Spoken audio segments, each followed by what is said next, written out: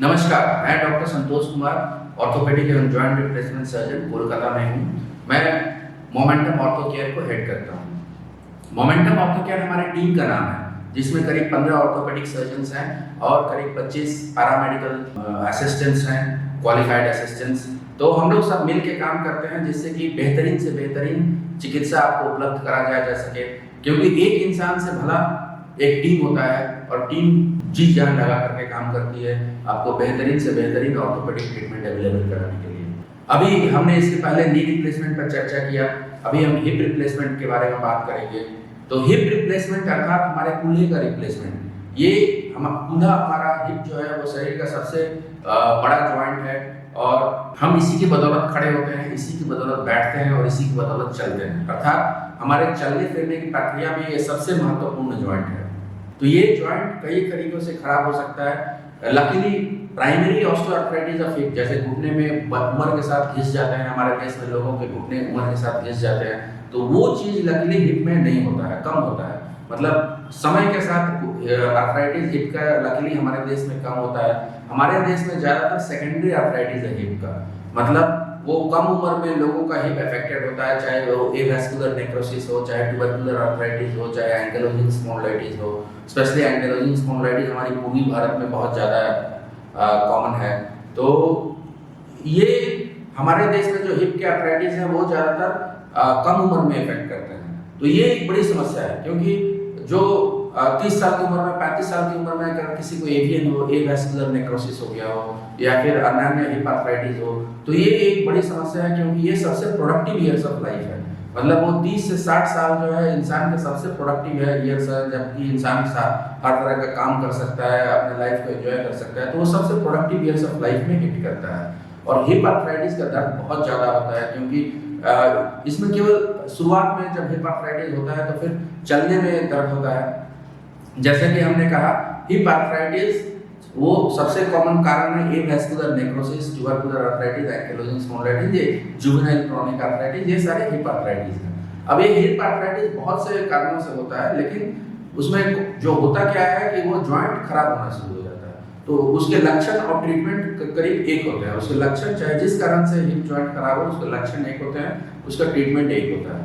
तो शुरुआती स्टेज में वो चलने में लिम्प आता है, जैसे कि हम बोलते हैं पेनफुल लिम्प, चलने में लिम्प आता है। इसके बाद फिर बैठने में प्रॉब्लम होता है, रात को सोते वक्त भी दर्द होता है। तो ये अलग अलग स्टेजेस में हिप जॉइंट के आर्थराइटिस होते हैं। आर्थराइटिस में दर्द होता है और चाल में इम्बैलेंस होता है। और हिप आर्थराइटिस बहुत पेनफुल होता है, क्योंकि उसमें बैठने में भी प्रॉब्लम होता है। चलने की तो बात छोड़ दीजिए, चेयर पर बैठने में भी प्रॉब्लम होता है। तो हिप आर्थराइटिस में इंट्रैक्टेबल पेन होता है और वो पेन रात को सोते वक्त भी होता है। तो इसीलिए हिप आर्थराइटिस बहुत ज़्यादा डिजेबलिंग है। और हिप रिप्लेसमेंट हमारे ऑर्थोपेडिक सर्जरी का सबसे सक्सेसफुल ट्रीटमेंट है। हिप जॉइंट जो है एक बॉल एंड कप जॉइंट है, और हिप रिप्लेसमेंट में हम ये बॉल एंड कप को बदल देते हैं। जैसे कि किसी भी जॉइंट रिप्लेसमेंट में वो बायोमैकेनिक्स सबसे इंपॉर्टेंट है, सर्जिकल प्रेसिजन बहुत इंपॉर्टेंट है, वो कंपोनेंट का प्लेसमेंट, बैलेंसिंग, साइजिंग, ये सारी चीज़ें बहुत इंपॉर्टेंट है। और ये सटीक तरीके से हम रोबोटिक आर्म से करते हैं, जो दुनिया का सबसे एडवांस सिस्टम है।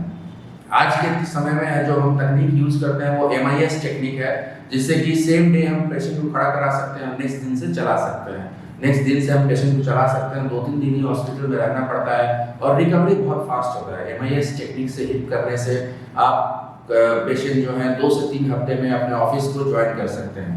MIS अर्थात minimally invasive surgery.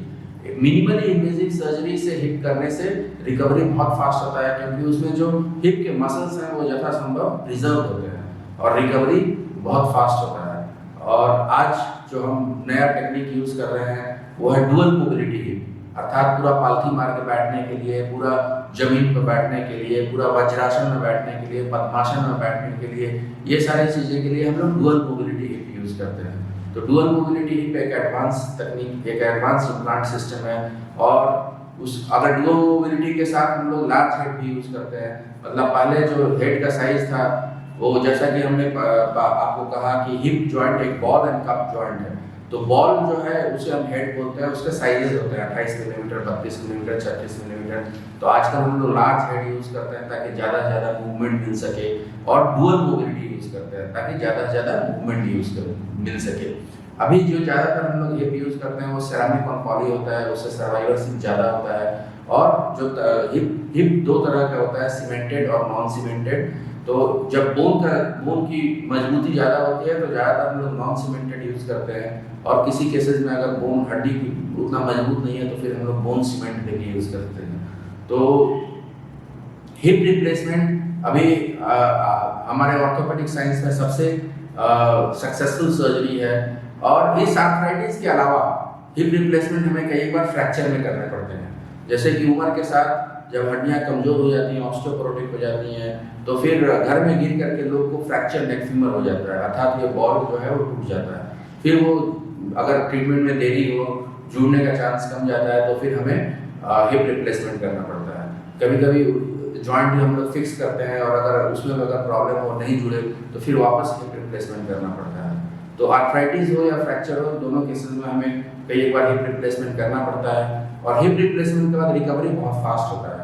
Normally next दिन से हम चला देते हैं, लोग 2 से 3 हफ्ते के अंदर में ऑफिस ज्वाइन कर लेते हैं, और रनिंग, साइकिलिंग, स्विमिंग सब कुछ किया जा सकता है हिप रिप्लेसमेंट के बाद। और हिप रिप्लेसमेंट आज के जो हम लोग यूज़ करते हैं डुअल मोबिलिटी, उससे रेंज ऑफ मूवमेंट बहुत ज़्यादा है, उससे साइकिलिंग, स्विमिंग, ज़मीन पर बैठना, ये सारी चीज़ें की जा सकती हैं।